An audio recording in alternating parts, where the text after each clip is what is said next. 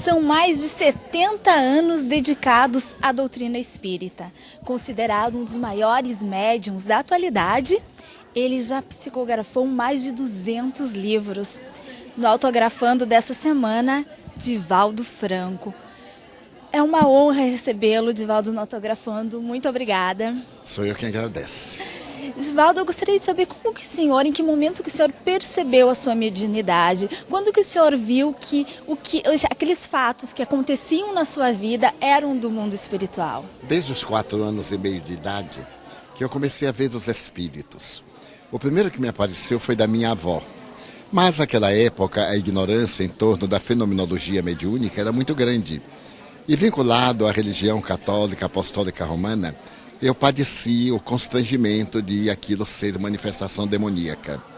À medida que os anos se passaram e o prosseguimento dos fenômenos, eu fui convidado por amigos para poder meditar em torno da imortalidade da alma.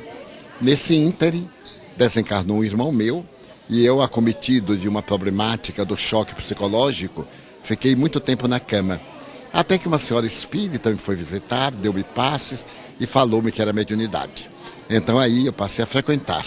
Mas eu posso determinar uma data. 1945 é a data em que pela primeira vez eu li um livro espírita, tomando consciência da doutrina. Que idade o senhor tinha? 18 anos. 18 anos foi o primeiro contato com a doutrina, então mesmo. Exatamente. Espírita. E como que a sua família via isso? Como que ela recebeu isso? Os meus pais achavam aquilo muito estranho, porque em nossa casa não havia fenômeno equivalente.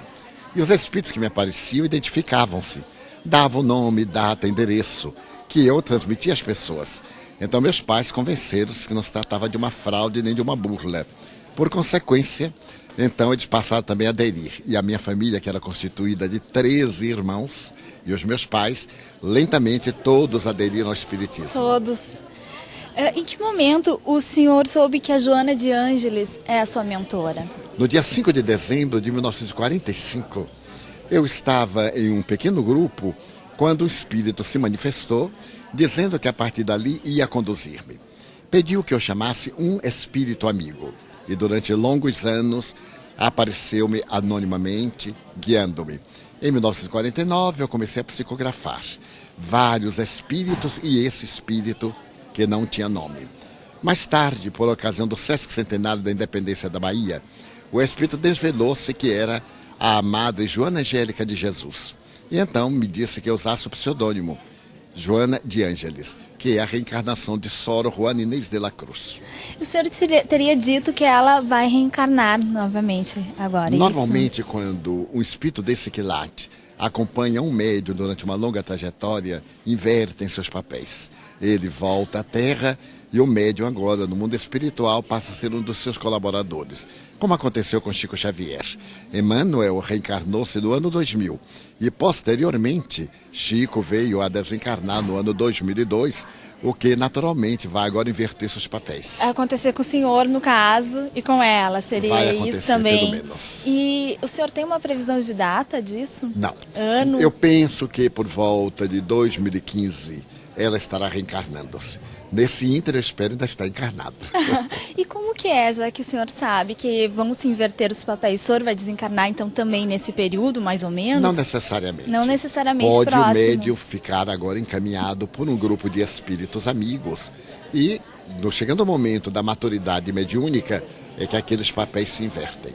Mas para o senhor é tranquilo esse momento? Ah, muito. Realmente, porque a convicção da imortalidade é tão grande que é como pegar um avião e transferir-se para um outro país. O Emmanuel está encarnado, então seria em São Paulo, né? Segundo Chico Xavier, que havia assistido à sua reencarnação, ele encontra-se numa cidade do interior do estado de São Paulo. E com a Joana de Ângeles também reencarnando, eles teriam alguma missão juntos? Não. Ou não? Emmanuel tem a missão da evangelização cristã do Brasil. Joana teria mais a vinculação com a evangelização psicológica, no estudo mais fundo da psicologia transpessoal com a psicologia acadêmica. Certo. No filme Nosso Lar, agora que está nos cinemas, atraindo um grande número de público, aparecem os cachorros no mundo espiritual. E segundo Kardec, os cachorros reencarnariam em seguida da sua morte, não ficando nesse mundo, né? Eu gostaria de saber, isso seria, realmente eles estão lá ou se eles estariam plasmados? Como que é?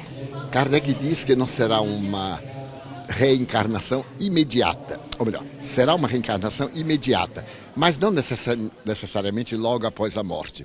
Porque, note bem, na mitologia de todos os vulgos do clero, das religiões, sempre aparecem animais desencarnados. E, na realidade, São João Bosco, por exemplo, era acompanhado por um cão, que estava sempre ao seu lado para defendê-lo dos adversários.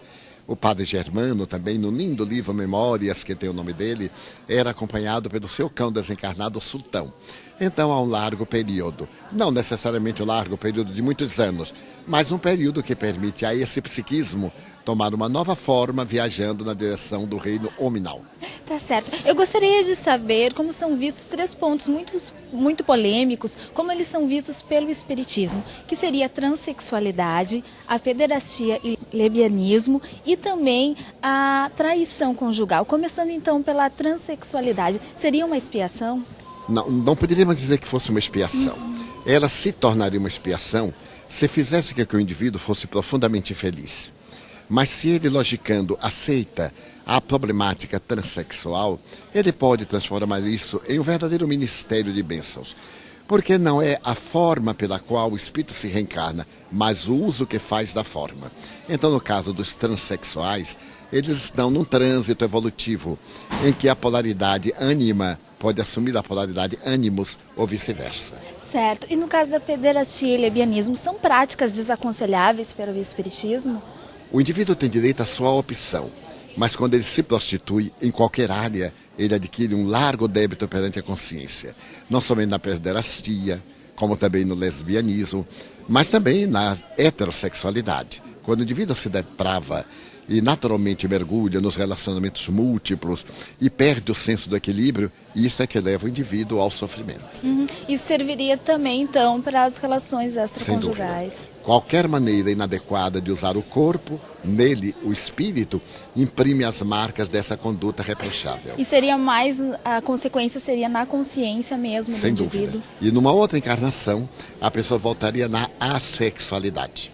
Teria a anatomia, mas não teria a psicologia.